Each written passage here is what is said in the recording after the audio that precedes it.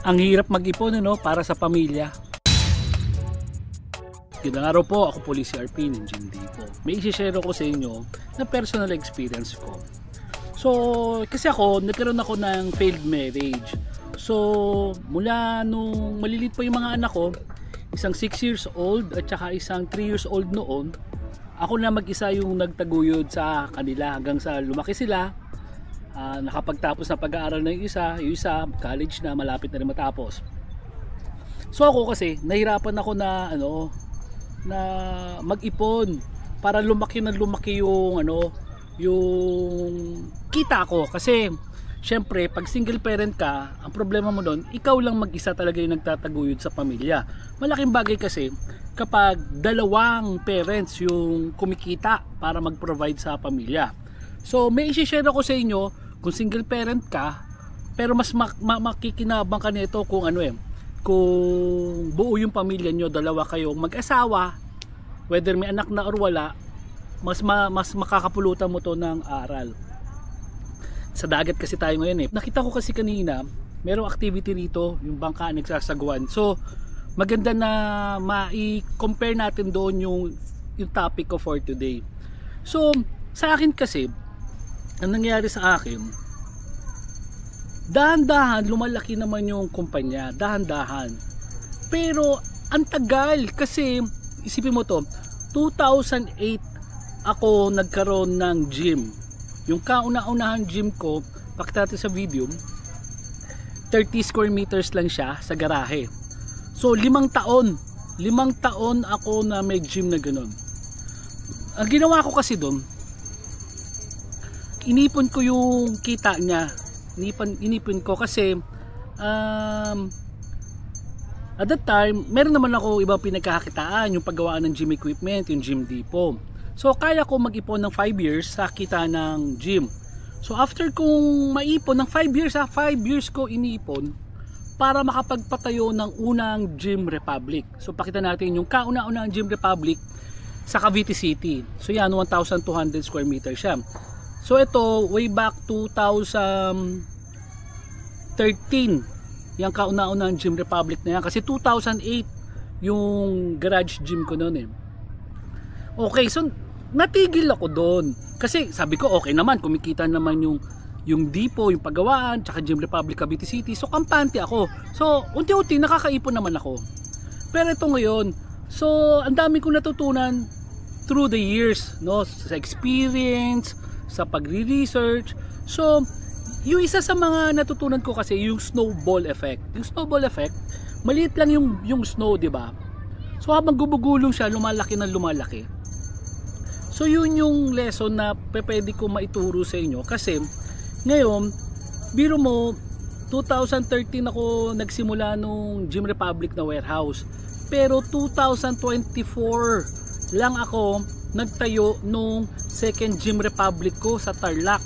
So it took me 11 years para mabuo yung second na Gym Republic sa Tarlac. Pero paano naipon yung Gym Republic sa Tarlac? Nangyari kasi 1 year na kita nung gym, inipon natin maigi kasi meron naman ako ibang source of income at that time. So kinaya na maipon ng 100% yung kita ng gym. So pwede pala yun. So biro mo ngayon, yung kita ng Gym Republic Cavite City, 100% inipon niya, nakapagbuo after a year ng Gym Republic Tarlac City. Okay, so ngayon dalawa na yung Gym Republic. So dalawa na ngayon yung nag-iipon ngayon para makapagtayo ng pangatlong Gym Republic. So ngayon, hindi na 1 taon inabot na lang ako ng 6 na buwan para maitayo yung pangatlong Gym Republic, yung sa Lipa City nga, pakita natin. So ang punto ko rito, dapat sana kung noon ko pa natutunan yung ganitong klaseng pag-iisip, matagal na siguro na retired na ako, malaki na yung kumpanya. Sabi ko nga, since 2024, ang target ko 5 years from 2024 or 2029, 26 na yung Gym Republic na na maitatayo base doon sa snowball effect na sinasabi ko. So ngayon, paano ngayon to makakatulong doon sa mag-asawa mag-ipon. So kagaya sabi ko nga, katulad yan, may nakita akong bangka na naman. So ikumpara mo yung bangka, yan yung vehicle mo para mapuntahan yung destination mo, di ba?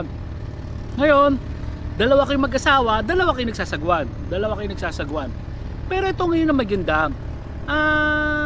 Usually kasi sa mag-asawa, iniipon lang natin kung ano yung natitira sa inyo at the end nung sweldo, di ba? After 30 days, kung ano yung matira, yun na lang yung gagawin nating savings. Usually, problema doon, natutukso pa tayong galawin yun di ba? So turuan ko kayo. So why not na pag sa sweldo pa lang kayo, kung kaya, dalawa kayo nagtatrabaho, iset aside nyo na yung tagpa 5,000 pesos nyo. Iset aside nyo na yung tagpa 5,000 pesos nyo. Ngayon, ang problema kasi sa pag-iipon, pag minsan nagagastos nyo yan, kung medyo duda ka sa sarili mo na baka magastos mo yung ipon mo, ang suggestion ko niyan, total nagtatrabaho kayo, most likely may pag-ibig fund member kayo. So sa pag-ibig fund, meron yung tinatawag na MP2. So ihulog mo doon kasi sa MP2, 5 taon na hindi mo mawi-withdraw yung ipon mo. Yun ang maganda doon. So mapipilita kang mag-ipon pero hindi ka natutukso na mabawi yung pera. Okay, given na nakapag-ipon kayo na 1 taon, hindi mo nilagay sa MP2. Kung tagpa 5,000 kayong mag-asawa, sa 1 taon, 120,000 yun. Or sa 1 taon at kalahati, 180,000. Okay, ilagay natin sa 1 taon at kalahati na nag-ipon kayong mag-asawa. Nakaipon kayo ng 180,000. Ngayon, habang nag-iipon kayo, mag-isip na kayo ng kung anong negosyo yung bagay sa inyo. Yung kaya nyong patakbuhin kahit na nagtatrabaho kayo. Okay? So kung wala kayo naiisip, why not i-consider nyo yung gym business? Pero kung magtatayo, kasi ganun ang ginawa ko. So magtatayo kayo ng gym business doon sa bahay nyo. Diba? Para at least hindi nyo na kailangan umupa ng pwesto. At saka kung sino man yung maiwan sa bahay, syempre pwede magbantay ng gym. Okay. So makakapagtayo ka let's say ng 180,000 pesos nung doon sa maliit na gym business. Okay. Ngayon ang maganda dito kasi nakakapag-ipon kayo ng 5,000 pesos each mag-asawa. Itutuloy nyo pa rin yun. So, di ba, 1.5 months, 1.5 years kayo nag-ipon, dire-diretso pa rin. Pero maganda kasi nito, yung sinasabi ko na parang sa bangka. Noong una, 2 lang kayo nagsasagwan. Ngayon, dahil meron na kayong isang negosyo, yung gym business nyo, kaya nyo mag-ipon yan, mag-ipon ng 10,000 pesos isang buwan. So, yung 10,000 pesos na yun, kung kumbaga sa sagwan nga, another 2 sagwan na yung makakatulong sa inyo para makapunta doon sa destination nyo. So may isa kayong gym business, pero tuloy pa rin yung pag-iipon nyo. Pati ngayon yung gym business nyo, iipunin nyo pa rin yung kita. Wag nyong, yung sasabi ko nga wag nyong kainin yung binhi nung itatanim nyo, hayaan nyo lang siya lumago na lumago. So ngayon, ang maganda dito, para makapag-ipon ka ngayon ng 180,000, hindi ka na kailangan mag-ipon ng 1 taon kalahati. Kasi ngayon, kung nakakapag-ipon ng 10,000 yung gym at 10,000 kayo, 20,000, 9 months na lang, tama ba? 9 months na lang ang kailangan para makabuo ka ng another 180,000. So kung makabuo ka na naman another 180,000, pwede ka naman magtayo ng isa pang negosyo. So it's up to you kung anong negosyo yung itatayo mo. So let's say nag-gym ka ulit. So 2 na yung gym mo na kumikita nang nagsasave ka ng 10,000 each. So ngayon, kung hahayaan mo pa rin mag-ipon, pati kayong mag-asawa, hindi ka naaabot ngayon ng 9 months para makaipon ng 180,000. Kasi yung isang gym, 10,000, yung isang gym, 10,000, kayong 2 mag-asawa, 30,000 yun. So 4 na buwan na lang yun kung di ako nagkakamali. 4 na buwan, kung tutuusin, 4 or 5 months na lang. Maganda kasi nito, let's say, tinuloy-tuloy nyo yung progreso na ganun. Wala pang 5 taon, may 3 na kayong negosyo. So yung negosyo na yun, na kaya mag-provide ngayon nung pangangailangan nyo. Kumbaga mas marami na yung tagasagwan sa inyo, mas mabilis kayo makakapunta doon sa destination nyo. Ang kagandahan dito, habang dumadami ngayon yung negosyo nyo, pwede na yung isa sa inyong mag-asawa tumigil na sa pagtatrabaho. Pwede na tumigil sa pagtatrabaho. So para ma-manage yung mga negosyo, up to the time na nadagdagan, pwede na mag-retire na rin yung matitirang asawang nagtatrabaho. Kasi ganito yun. Bakit ko na ikukwento? Kasi ako, nangihinayang ako doon sa panahon na nawala sa akin. Nagpapasalamat ako sa lahat ng karunungan na natutunan ko along the way, pero I wish na natutunan ko to nung maaga pa. Kasi kung mas maaga ko natutunan to, 5 taon, 10 years lang, sigurado ako maunlad na yung buhay ko.